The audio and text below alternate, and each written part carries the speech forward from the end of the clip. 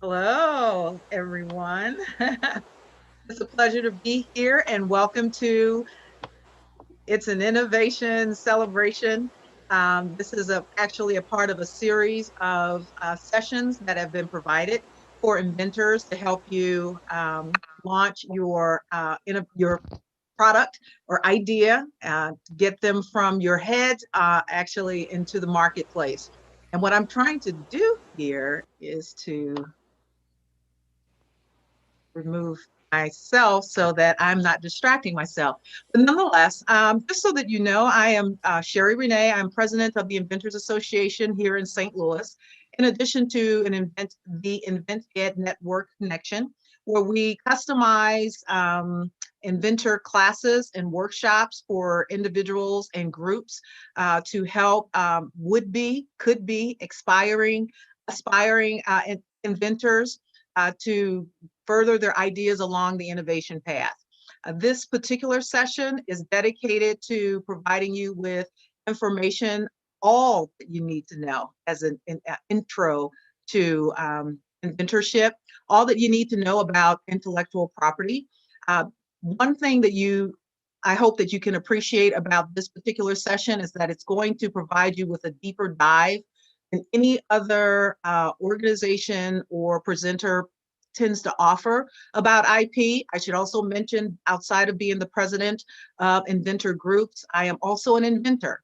So I can totally relate to what it's like to be frustrated with researching all of the information that you need in order to launch your product. Or just to learn about your product, to determine if it's something that's already on the market, et cetera, et cetera. So with that said, what I'm going to do is go ahead and get started with the presentation.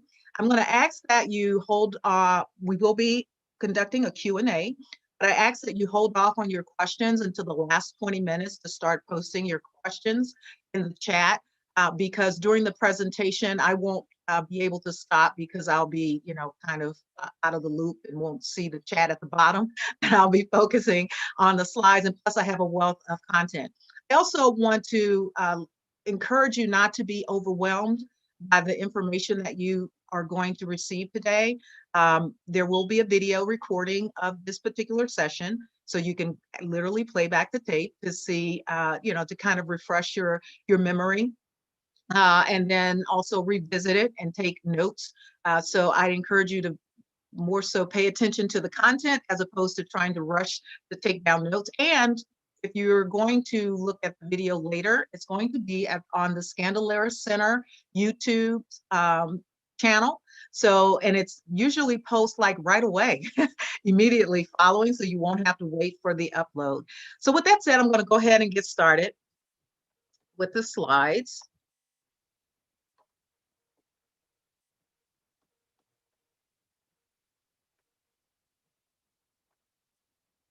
Can you guys see the slides? Good deal. As I mentioned,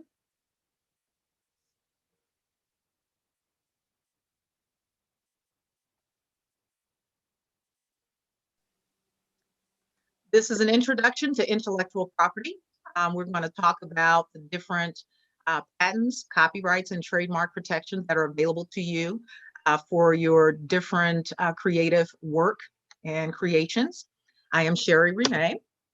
And I want to tell you a little bit about Invent Ed Network Connection, because outside of this particular class and the remainder of the series, I want you to know that we are available to you to help answer some of the questions that you may have and to further set you on the right path. And so what we do is we provide unique inventor-specific classes and workshops to help you gain a clearer understanding about the invention process quicker. And it's not just an intro. That's how we differentiate ourselves from other offerings that are in the country, for that matter. We want you to be able to understand what you're getting into before you spend a year, 2 years, 3 years just researching the material. Our mission is to help you further your product along the innovation path and actually become invented. It's not enough to just end up with a prototype or even a finished product for that matter, or inventory in your garage or any other storage space. We want you to become invented and then also be able to commercialize your particular product. Our purpose is to gather and disseminate valuable information on your behalf to save you time and money. In other words, not just teach you through classes, but to also collect information from other resources that are available in the community so that you can know about them as opposed to learning about them after the fact. Our goal is to set you on an accelerated path through the invention process by offering you sufficient instant information that will enable you to immediately customize your own innovation roadmap to success. And what I mean by that is that it doesn't matter what you're inventing. Even if you're inventing the same as another person, each of us have our own innovation paths to pursue and create. And the reason being is that we have different resources. We have different know-how. So you may be well versed in, if you're wanting to create an app, you may have the IT background, but not the financing. Someone may have the financing, but not the IT background. So even though you're both creating an app, you have to customize your own innovation roadmap to success. And we want to provide you with the information and resources that you need to help define what that roadmap looks like. So let's talk about the basics of intellectual property. We realize many of you have a lot of questions about the different forms of IP, and we're going to cover that thoroughly today. You're going to be surprised about the different forms of IP that's available to you now. Like you could literally leave this presentation and register for intellectual property to protect your idea. We're going to help to get you started in the right direction, if not through information, through inspiration, because of the information that you receive. It's going to help you to avoid common and avoidable pitfalls that's associated with the innovation process in and of itself. Today's session is going to provide you with the foundation knowledge that's going to help you gain a greater understanding about inventing. So with that said, I want to also offer a disclaimer and say that this is not legal advice. It's just good advice. So let's get to it. What is intellectual property, IP? And you'll find that I'll emphasize acronyms because when you're in the company of other, well, I should say in the innovation ecosystem, you'll find that a lot of people like to use acronyms, IP, USPTO. So that's another reason why I'm emphasizing it so that you can talk and that you become that much more familiar with it. IP refers to the right granted for creations of the mind to protect your expression of an idea, creative work, and invention. It can include inventions, the traditional inventions such as a product or something of that nature, a gadget, music, names, literary and artistic works, marks and symbols, designs, images, art, recipes, and more. An original creative work manifested into a tangible form can be legally protected by different forms of IP, such as patents, copyrights, and trademarks. And I emphasize tangible because you cannot patent a mere idea. It has to be something that is tangible. So what is a patent? A patent is the grant of an exclusive property right to an inventor by the United States Patent and Trademark Office, basically referred to as USPTO. And with the grant of a patent, you will be entitled to 20 years of protections from the date of protection from the date from which the application was filed. The U.S. patent grants are effective only within the United States and its territories. And that's something that you guys need to be clear about, because in order to have protection in other countries, you must file separate international patents with other countries. There are 3 types of patents. Each of them offer different types of protections for different lengths of time. One is a utility patent, and the other is a design patent and a plant patent.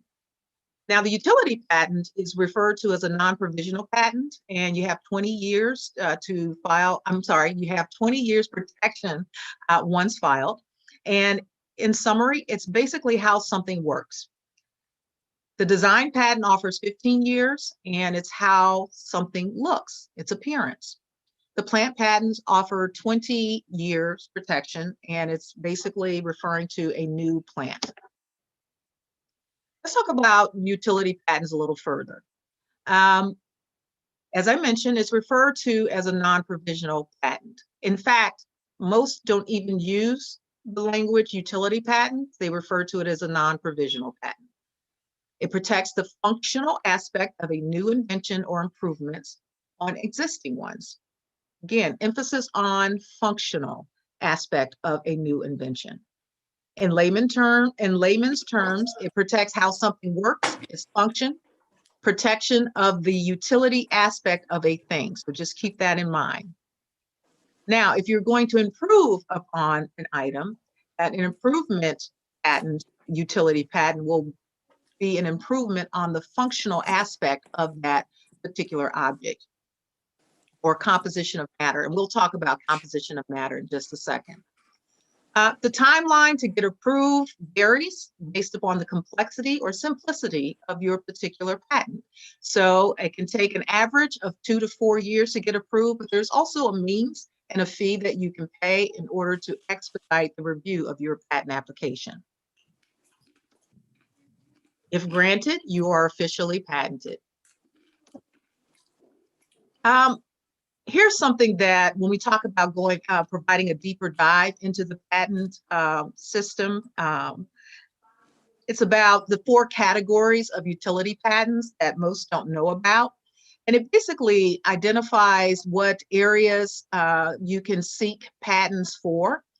And you could have a single product, and actually it can be, you can word it where you're entitled to multiple patents in different categories for that single product. And we'll talk about Thank you. an example of that as well.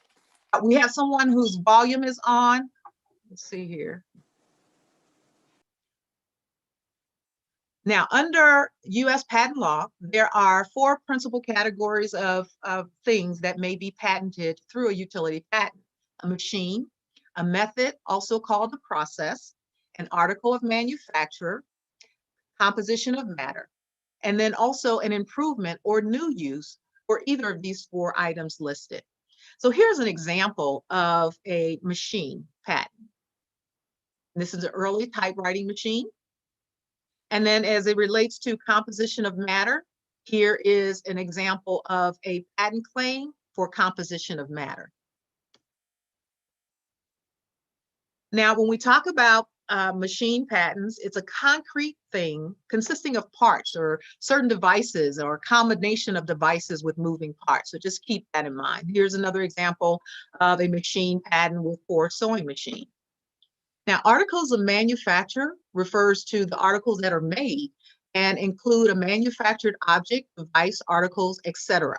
And so that's just your traditional standard patent, that if you have a doll or an object and it includes shoes, hammers, gloves, ceramics, cast metals, etc. Something that has to be manufactured.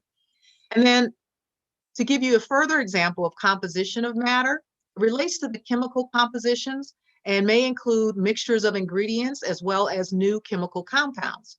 To give you an example, it would include fluids, powders, compounds of gases or solids. But to offer you a more simplistic idea of a composition of matter is a recipe. And here is an actual recipe patent that has been registered, and it is for garlic sauce and a method of preparation. And what I've highlighted here so that you can become somewhat familiar with reviewing a patent, well, not an application, but a patent grant that's been granted. Here's a patent number, the date of the patent. And then here's the item that's the object that's patented. You have garlic sauce, you have method of preparation. So this patent includes a sauce. It also includes a method. So it's actually receiving protection for two different things. And then there's also 23 claims. 23 claims means is basically heart and soul. We won't talk about this in great length today, but the claims are actually the heart and soul of a patent. It basically defines what you are claiming protection for. And in this particular patent, it has claims. But what most people are familiar with is that patents actually have drawings so that you can see what's actually being patented. In this particular instance, there are no drawings because it's a recipe.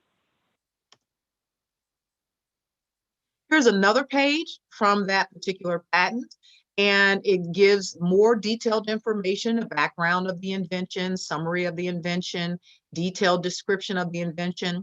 And I wanted to highlight this here because we're going to talk about trade secrets versus filing for a patent. And if you file for a patent for your recipe, you're going to have to disclose all of the information that's associated in ingredients and processes for your particular invention. So this is one option. This represents one option to protect your particular recipe.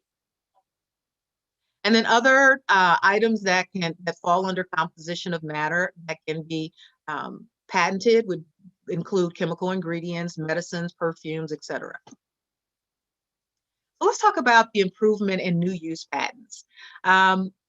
They are for inventions that improve upon features and feature new uses for existing inventions. Improvement patents, USPTO often grants patents for distinct, novel, or non-obvious functional or design improvements to inventions already patented. Now, what I want to bring to your attention is that these are when you're basically creating or writing your patent, you have to become familiar with the term novel and non-obvious. Novel meaning new, that it's nothing, it has not been created before. And then non-obvious mean a change that is not obvious to the inventor. So in other words, if you were to make a change and add, instead of a rubber strip, a paper strip here, that would be an obvious change. It wouldn't be non-obvious. But if you're adding 5 blades, that's non-obvious. That's not something that you could predict would occur or could occur because of a single blade. And so here is an improvement patent that has been granted, the single blade razor that's been improved to include 5 blades. And then there's also the VCR improvements. The traditional television, of course, has been on the market for years, as well as the VCR. But then someone improved upon it and created a VCR TV combo, as was done with the VCR DVD combo. Now, there's also such a thing as new use patents, which people are most unfamiliar with. It's an innovation that provides a new use for an existing invention, meaning that it's already out there. But most don't realize that if you are able to identify a new use for an existing product in a different industry, that there is a possibility that you can get that particular item patented. An example would be in 2000, there's this ointment, bag and balm ointment that was used to soothe irritated cow udders. And it was but someone figured out that it was great to treat baldness. And as a result, they filed a patent without changing anything about that and received approval for that particular new use of that particular item. Wanted to provide you with additional examples of methods. Well, actually, we haven't done methods yet. We'll have additional examples in just a minute. So samples of a method, process, or system patents. So here's a method. This is actually drawn from an existing patent in their drawings for manipulating the nervous system of a subject located near a monitor. And so you have this method with the connecting processes here that tell a story, figure 9 and figure 10. Here's a process for making beer. And you'll see in the title, process of making beer. and they have this system here, or should I say process here. And then you have another example of a system for mobile communication.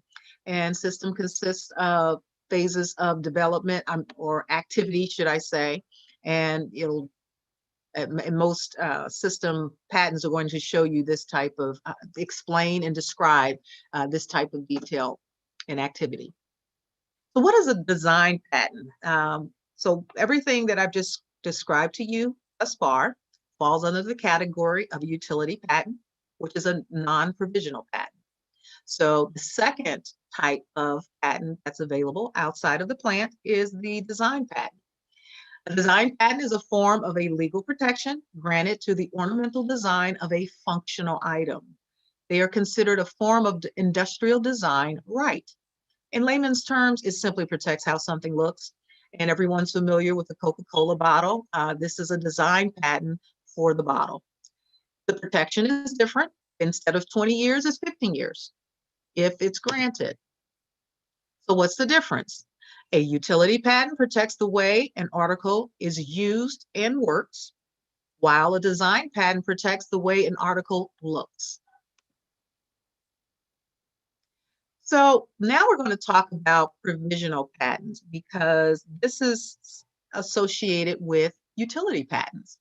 And if you want to become patent pending, like right away, like today, after you get offline with this presentation and you have an idea that you're wanting to talk about to others and you don't feel comfortable doing so, but you need some form of protection, we'll talk about this in greater detail in just a moment, then you will file what's called a provisional patent application. So what's the difference between a provisional patent? Now, I've been talking about the non-provisional patent, which is utility patent, and now I'm introducing to you the provisional patent. What is its unique purpose and how does it differ from utility patent? Let's talk about it. Well, first of all, a provisional patent is only an application filed with the USPTO to establish an early patent filing date for your innovation. So in other words, it's not a patent, in which a lot of people refer to it as provisional patent in discussion, but it's merely an application. So basically, it's a placeholder for you. If you have an idea and you are and you don't have all the details, you still need to work on it a little bit more.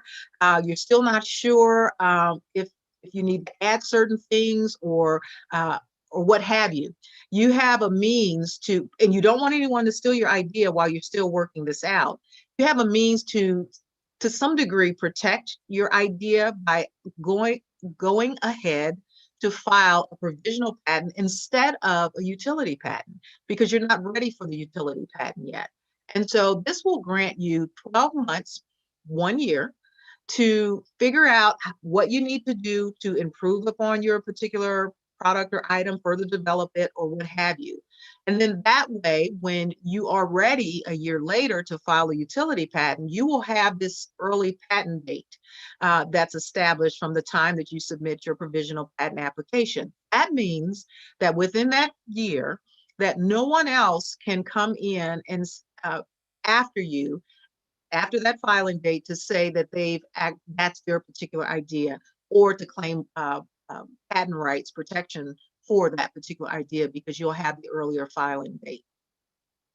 A beautiful thing about the provisional patent is that even though it's not a utility patent, you are entitled to patent pending status. You literally are able to be, to write on anything that any literature or product that, samples or anything that you are patent pending. But you should know this as well, that once you file it, it's not actually reviewed by USPTO. They just hold it. They file it and they hold it. And because all they're concerned about is a utility patent. They have plenty of individuals that will initiate a provisional patent application and never follow through within the year that's required to hold that particular date. So they're not reviewed. So just because you file it, you cannot be, and nothing happens and they don't send you anything, doesn't mean that you're about to become patented or that they approve it in any kind of way because they have not reviewed it. As I mentioned, it simply provides a placeholder and preserves your right to file a utility patent app within 1 year. It never by itself, and it never matures into an issued patent. So just know that. It basically just holds your place. And let's see here. Okay. So you have 1 year to do it. And if you're 1 year and 1 day, it becomes null and void. So there's no extensions granted at all. One of the things I want to talk about here is, when we talk about patenting and things like that, we get really excited, especially as we get closer to creating a prototype or a final product, or we have our Frankenstein models, is what we call it, for our invention, or we feel that our idea is so great that we just want to tell the world. Well, there's a risk of public disclosure that you need to be aware of. And because if you make it publicly known, your idea or product, then you could actually risk not being able to patent your particular idea or product yourself. And we'll talk about that here. So what is public disclosure? It's any non-confidential communication in which an inventor reveals to members of the public the existence of an idea or invention by way of any public speaking, extended family or friends, community church, academic journals, grant applications, pitch competitions, class presentations, retail sales, public writings, social media, web posts or emails, and more. Any form of public notice of your particular idea. If you make it publicly known, your particular idea or innovation, you have 12 months from the first date that you've made it public to file or register some form of IP. And that's often a provisional patent, because maybe you're disclosing it, but you're not ready. So that's when you want to file a provisional patent application. Or if you've disclosed it within 12 months, you have to file a utility patent. To give you an idea of a patent timeline as far as filing, before filing and then filing, I wanted to created this particular diagram for you, because it's important to know how you need to protect your IP rights now, even though some of you are just sitting on ideas, and then those of you who are sitting on products. You need to know when it's okay to disclose and when you must file. So, as I mentioned, from day one, your public disclosure. So you've told the world about your particular ideas in some form or fashion. Well, you're working on it, and you have grace time from day 1 to 12 months. So you have an opportunity to further develop your idea or what have you. And then after 12 months, you must complete a patent application. And you have to determine which patent application you're ready to file, whether that be a utility patent or a provisional patent. And if you decide to file a utility patent at the 12-month mark, then your utility patent will be processed by the USPTO office. And then you'll have from that time that you file your patent, it'll take about 2 to 4 years to process. And it's not just that they're processing, looking at it. There's a lot of activity that's happening. So it may take up to 12 months before you even hear back. So just know that. But then from that time on, once you do hear back, there could be a lot of office actions that are taking place, meaning they're saying, challenging something, or something is incomplete, and then you have to respond within a certain amount of time. On average, that's about 6 months or so. And then they respond, and if it's something that they feel that you're infringing upon someone else's patent, or that something is not patentable, then they'll let you know that just the same. And then once you're able to resolve all of your issues, you'll be granted a patent, and you're officially patented. Let's go back to the 12-month mark. If you decide to file a provisional patent instead, you submit a provisional patent application. You have 12 months, another 12 months grace time, and your patent pending. And by the way, from the 12 months to the 4 years, let's say the maximum year, it's not the maximum, it actually can go longer, but for this example, from the 12 months to the 4 years, you're patent pending. So if you decide to file a utility patent, your patent, from the time you submit the application to the time that you're granted a patent or denied the patent, you are patent pending. Provisional patent application, 12 months to another 12 months, you are patent pending. And after that 12-month grace period that you are allotted that I described earlier, you have to file a utility patent, the first utility patent application, or a second provisional patent. And then we'll talk about this in just a second. But file your first utility app, and then you go through the same process as if you had filed the utility patent, the same process, and it could take 2 to 4 years. And again, you could actually pay to have it reviewed sooner. If you missed the deadline and publicly disclose, so we talked about here, I was referencing the second provisional patent. Remember, I said that there's no extensions on your initial provisional patent here. That date, if you miss the deadline, that date is lost. It becomes prior art and in public domain and no longer patentable if you've disclosed it this day one. However, if you filed on day one a provisional patent application and you didn't disclose any information, then you can actually file a second provisional patent for the same particular object. However, you have to keep in mind that you have to make sure that you have not disclosed your information publicly. So here's, let's see. And I want to emphasize something here, but you'll receive a new filing date. That's one thing I want to make sure so you don't get the filing date from when you first filed your provisional application. You get a new filing date. So if anyone came up with your same idea and filed something in between here, you could be at risk of not being able to claim rights to that particular idea. Now, I put this USPTO 1-800 number here below is because this is valuable information that I received in calling the USPTO.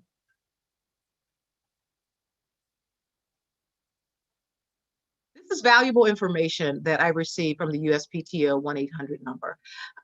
Just quickly, you are not alone in this process. If you contact USPTO, they have an inventor center. I can't remember what they call it specifically, but they have a 1-800 number that you can call at any time, during their office hours, and they are ready to help you and answer any questions that you have about the patent process, patent and trademark process.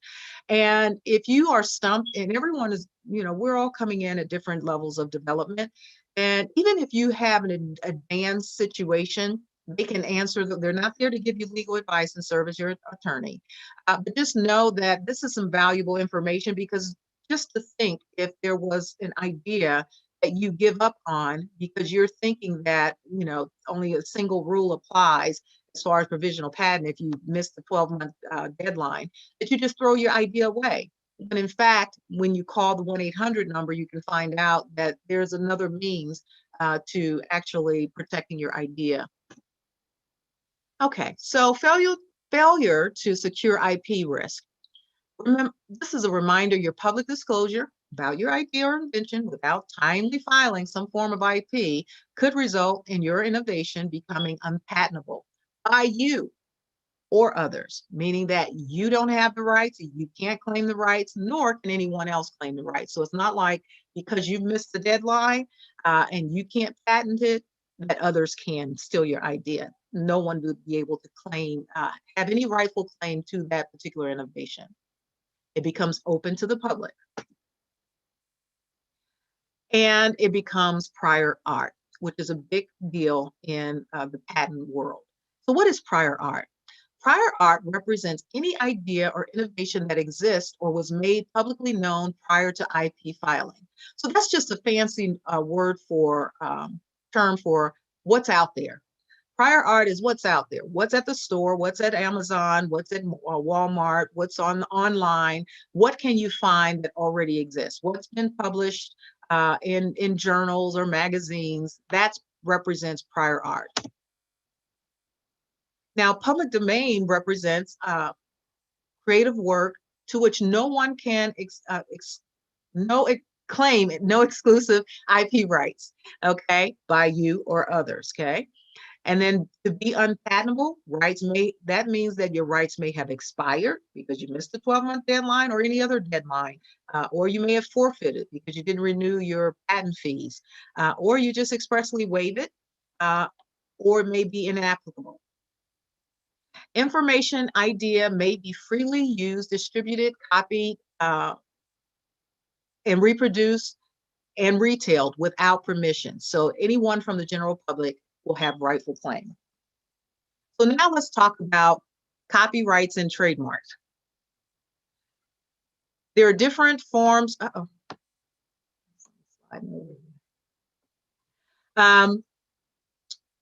There are different forms of copyrights and trademarks. That's really, really insightful here. So again, this is where we go really deep into trademarks and service marks and things like that. Again, please be encouraged to look at the video, watch the video after the session to make sure that you're able to reflect back on this, because you'll find that there are multiple forms of IP that you're going to need for your product. When we start off as inventors, we're so focused on the patenting aspect, we don't realize that our particular product, even if it's a thing, would benefit from copyright protection or trademark protection. So what is a copyright? Once you create original work, you own the copyright. In other words, as soon as you, as the author, affix any type of work in tangible form without the author having to do anything, you are entitled to a copyright. So that means that you can claim copyright, claim to have copyright protection and use this copyright logo, and that's the C for copyright. So that means you don't have to do anything else. If you actually sketch your idea down on a napkin, that's copyrighted material. You don't have to do anything else. What protections are granted? You have the exclusive legal right given to an originator or an assignee to print, publish, perform, film, record, literary, artistic, or musical material, and to authorize others to do the same. However, here's the catch. Even though you're entitled to a copyright just by its creation, existence, if you want to claim infringement rights, you must make your particular item, copyrighted item, known. So you must establish a public record, because there's no way that anyone can avoid infringing upon your copyright if they don't know that it exists. So that's why you want to register it. And it's registered with the Library of Congress, and it's $45. And once you do that, instead of a C, you have a registered copyright logo. One of the great things about copyrights is that it offers you protection for your entire lifetime, plus 70 years after your death. And it includes different, obvious things such as books and writings and music, film, and then also artistic work as well. So what are trademarks? Now, trademarks have more to do with commerce or conducting business than creativities. Now, here are the different spellings of trademarks. You pretty much can't go wrong with the spelling. And defined, it's a recognizable business name, brand logo, brand name, slogan, mark, symbol, design, color, or expression, which identifies products or services from others. And here are some common trademarks here. Now so if you have a business name or product name, you want to have trademark so that no one else can use that particular name. And then also you can conduct business with that name. Not that you can conduct it without filing a trademark, but you want to register it so that no one else can steal your idea for the name. But before you start using your trademark, and you want to research it before you create any prints or publish or you register. And there's a data, and the reason being, of course, you want to make sure that someone that doesn't already own it. It's not uncommon for aspiring business owners and inventors to start, you know, creating websites, Facebook pages, social media accounts, and just, you know, everything and with their new name that they're so excited about, only to find out when it's time to really conduct business that they can't use it because they're infringing on someone else's. So I do highly encourage you to visit the uspto.gov. You can actually go to uspto.gov and it'll have different options to look at patents or trademarks, but this is a direct link so that you can search the trademark database. And it's pretty much straightforward and simple. You type in the name, variations of the name. It'll help you give you ideas on how to use your name or how to change your name or modify it in any kind of way. There are more examples of trademarks that we're all familiar with and we see every day. Now, there are different types of registered trademarks. This, again, is a deeper dive that most are not aware what they're seeing. So you can have a business and or brand name. That's a given. And then there's also a logo or a design mark. That's also a given, you know, so here you have the McDonald's.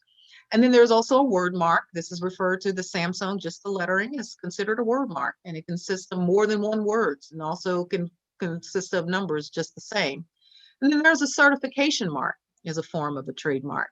It is used to show consumers that, you know, something is certified and meets a particular standard by their provider. And then there's a such thing as a sound mark. We're all familiar with that. We just didn't know that they were trademarks. So whenever you hear a distinctive sound for a particular, associated with a particular item or brand, such as Microsoft, when you open your windows, and then there's also the T-Mobile sound when you hear their commercials, just the same. So here are some samples of service and sound marks in practice. Service mark are trademarks that are used to identify services. So maybe you don't have a product, but you have a service. And here are some examples: a lawn service, pest control, carpet cleaning, and here's one for movie. So, and then MGM would represent a service mark. And then there is the sound mark, as I mentioned, and that's an example of sound mark. Now, one thing you should know is that trademarks must be used, must be in constant use. Every 6 months, I think there's some type of registration for you. And then with the copyrights can be used indefinitely. Trademark registration benefits. As I mentioned earlier, that when you register your trademark, it prevents others from utilizing your name and logos and designs for 10 years with 10-year renewal terms. In practice, it helps customers associate brand quality and differentiate between products and services. Now, one thing I wanted to bring to your attention, notice how you'll see on certain logos that they actually use the registered trademark symbol. Starbucks coffee, they have a logo that has a registered trademark, and then they have a symbol that has just TM on it for trademark. So how do you register? You can register via USPTO, because remember, United States Patent Trademark Office. So when you register on the website, you could do it yourself. It costs, I think it's $225 in that ballpark. And you can actually do it online literally today, tomorrow, next week yourself, and it's very easy. Or you can use an attorney. And attorneys usually charge $2,000 to $5,000 to register a trademark. The registration process is simple. It's an application with an upload of the art and information. Basically, they're going to ask you information about who's the owner, what's the business address, and show samples and proof that you're actually in commerce with your particular product. So it has to be, remember I said it's associated with commerce versus creativities, because it has to be used for business purposes. and be active in business. And there's a such thing as registering your trademark prematurely, just so that you can secure the name. And they'll give you a 6-month grace period before you actually start a business or have proof that you've sold something. And then you're able to ask for an extension just the same. I think it's another 6 months as well. Turnaround time, once you register a trademark, they pretty much respond quickly. It takes about 2 to 3 months to receive office action or a notice of approval. And then the 3 to 9 months as I mentioned, just like with patents, the office action, how long does it take for you to respond? And if there's any conflicts or infringement on another trademark. And here is the web link again.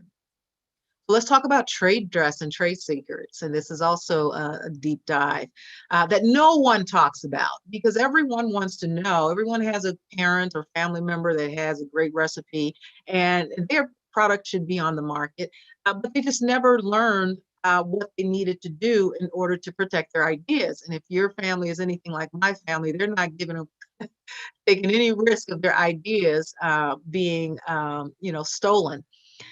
So this is going to provide you with that information about how to protect your ideas. I just introduced to you the patent process for a recipe, but that requires that you make your recipe publicly known. And you may not want to make it publicly known. As a matter of fact, most famous recipes are never publicly known. There are certain, like Famous Amos, Pepsi, Coca-Cola. We don't know their recipe because they've never made it public. They didn't file a patent. And in fact, they treat it as a trade secret. So what are they? A trade dress, it derives from, it basically refers to the way a product is dressed to go to market. I'll show you an example in just a second.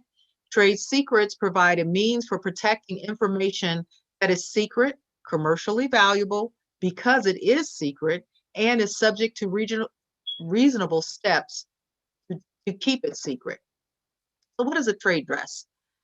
It offers rights that protects all elements that make up the overall appearance and total image of a product. A distinctive shape, like a Coca-Cola bottle, packaging, design, texture, a website, mobile app configuration, and also the color.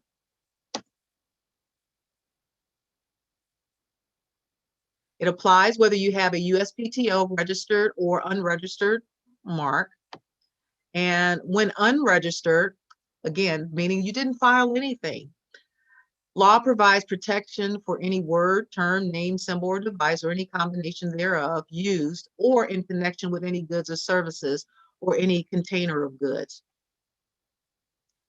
If not based upon a functional purpose, it can be protected by trade dress. So what that means is when we talk about functional purpose, here is a red bottom shoe, there is protection there, but because it's just the appearance, the dress of the particular shoe, it can be considered a trade dress. However, if this red lining served a function, then it cannot be considered trade dress. So that's what they mean. If it's not based upon a functional purpose, it can be protected by trade dress. We have the shape of a Coca-Cola bottle that's distinctive. It instantly identifies the product, and it may be something as simple as a color. And the law treats word marks, i.e. brand and product names, and trade dress visual aspect the same. Infringement occurs when a product's design packaging is copied or mimicked, whereby there's a likelihood if in the consumer's or public's mind. So if someone puts red marking under their shoe, that's considered infringement. Reminder, protection does not apply to any aspect that's purely functional. Trade secrets. A trade secret is a formula, practice, process, or design instrument, pattern, commercial method, or compilation of information not known or reasonably ascertainable by the public and which a business can obtain an economic advantage over a customer. In short, it includes formulas, ingredients, methods, customer lists, databases, software algorithms, designs and blueprints, codes, etc. And here are some more examples of the different types of uses for trade secrets. I have a timer there to tell me to wrap it up. It's effective immediately. Once created, like copyrights, no registration or filing costs, and it benefits from longer protection than 20-year patent. That's another reason why people would actually benefit from keeping their secret. They're actually going for trade secret versus a patent for their item because it's private. So for sake of time, I'm going to go ahead and zoom through the remainder of the few slides that I have available and try to open up the floor for questioning. So you have the trade secret requirements. Basically, it just says that you have to keep the secret. You must put forth an extra effort to prove that you've kept this information secret. And the USPTO allows protection that holds those who acquire secrets liable for damages. If you can demonstrate that you've gone above and beyond to keep your particular item secret, and then someone learns of your secret, that's considered not learns of it, learns of it illegally or improperly, then that's considered an infringement of your particular trade secret. For example, you have a trade secret, you have an employee that works at KFC, and you tell them not to give out the information, and then you lock up the information. Only certain individuals are entitled to the information, and then you keep it in the safe. That's proof that you have gone above and beyond to keep your information secret. How companies benefit from multiple forms of IP.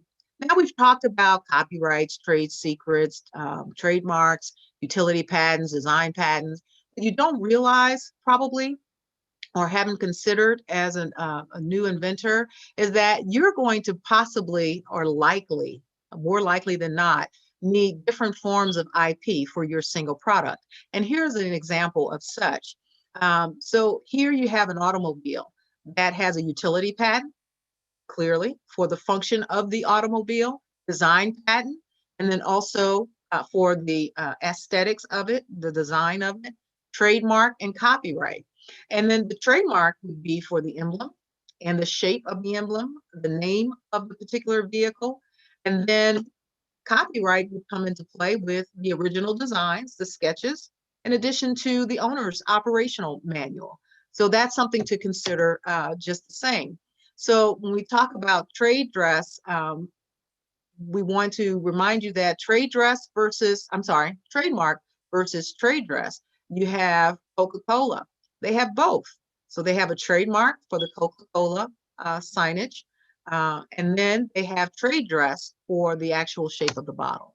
So if you're wanting to conduct a patent search, you can visit or trademark search uspto.gov. They have an inventor center and different inventor resources available. And they have a simplified version of searching for patents. Same way with Google Patents. And think about Google Patents. You literally have to type in Google Patents because it doesn't clearly state that the patents are, are part of the search engine. And then there's this SpaceNet that offers, you can search foreign patents. And then the St. Louis Public Library has a Patent and Trademark Resource Center that is sponsored by the USPTO. Now, I put a lot on your mind. We're going to go ahead and answer questions. But just to let you know, I encourage you to continue to look into the St. Louis Community College and St. Charles Community College for upcoming classes as they relate to inventorship, in addition to the business startup, because you don't have to go about this alone. And the classes that they tend to offer are pretty inexpensive. So I just wanted to encourage you to check with your local community colleges to see what type of classes are available. So with that said, I'm going to go ahead and close out and see if there's any questions that you guys may have.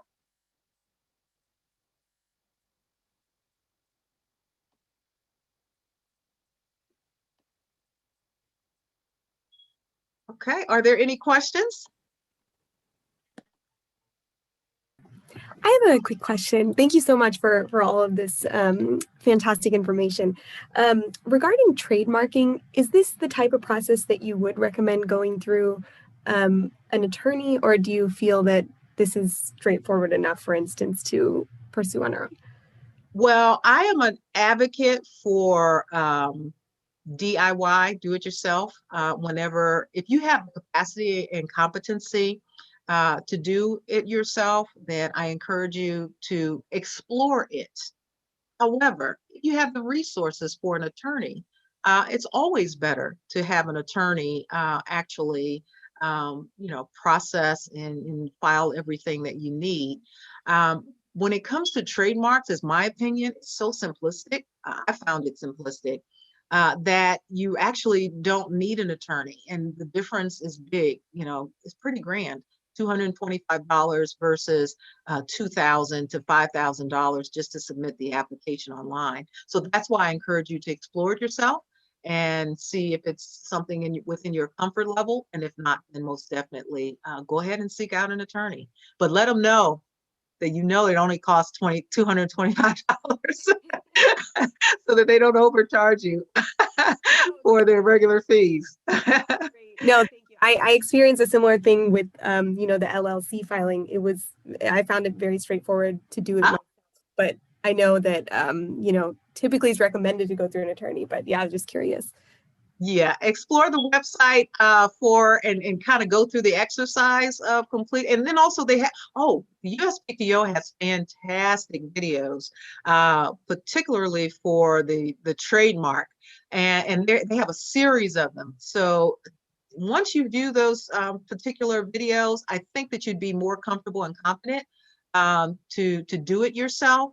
But again, I'll leave it, of course, leaving it to you to make that determination. But when you find out if you've completed an LLC applicant, or well, I don't know if you've done it on your own, but when you found out that if you consider that simple, then you can easily consider the trademark application process simple too. Oh, okay, great. Good to know. Thank you so much. Quite welcome. Anyone else? Okay, with that said, we have 5 minutes before the